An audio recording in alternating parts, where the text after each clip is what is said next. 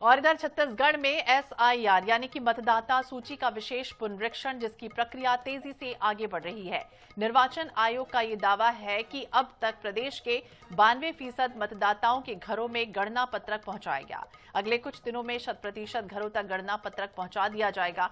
दूसरी ओर बिहार के नतीजों के बाद एसआईआर को लेकर सियासी बवाल भी तेज है। कांग्रेस ने अपने मतदाताओं के नाम काटने और बीएलओ पर दबाव बनाने का आरोप लगाया है। देखिए खास रिपोर्ट।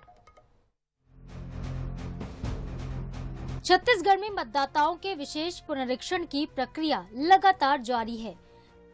4 नवंबर से बीएलओ मतदाताओं के घर घर जाकर मतदाता सूची के लिए गणना पत्रक दे रहे हैं।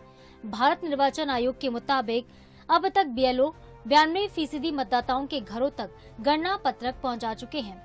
छत्तीसगढ़ में मतदाताओं की कुल संख्या 2,30,30,737 है। इनमें से अब तक बीएलओ 1,92,50,843 मतदाताओं तक पहुंच चुके हैं।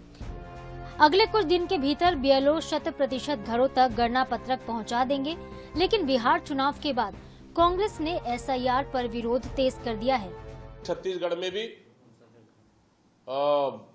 एसआईआर को लेकर कांग्रेस पार्टी और विपक्षी दल सजग है और इसको लेकर हम लोग बूथ स्तर पे अलर्ट किए। जहां भी ऐसा कमी बेसी का है तुरंत सूचना करें ताकि भारतीय जनता पार्टी को और चुनाव आयोग को यहां से गड़बड़ी से हम रोक सके। कांग्रेस को किसके ऊपर संदेह नहीं है?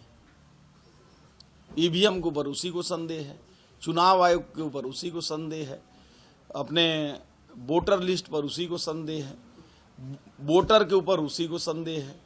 और ये जितने इस प्रकार के हरकत करेंगे, एक और तो बोलेंगे कि एक आदमी का 10 जगह वोट है, दूसरी ओर अगर एसआईआर के माध्यम से एक जगह करेंगे, इसमें भी आपत्ति है।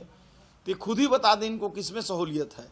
छत्तीसगढ़ में एसआईआर की प्रक्रिया के तहत निर्वाचन आयोग जहां 92% घरों तक बीएलओ की गणना पत्रक पहुंचाने का दावा कर रहा है, तो वहीं बड़ी संख्या में घरों तक अभी पत्रक नहीं पहुंचे हैं।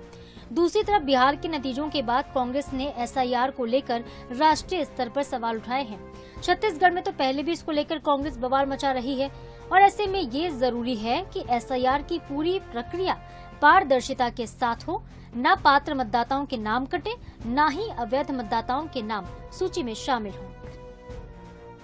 गौरव शर्मा, INS 24/7 रायपुर।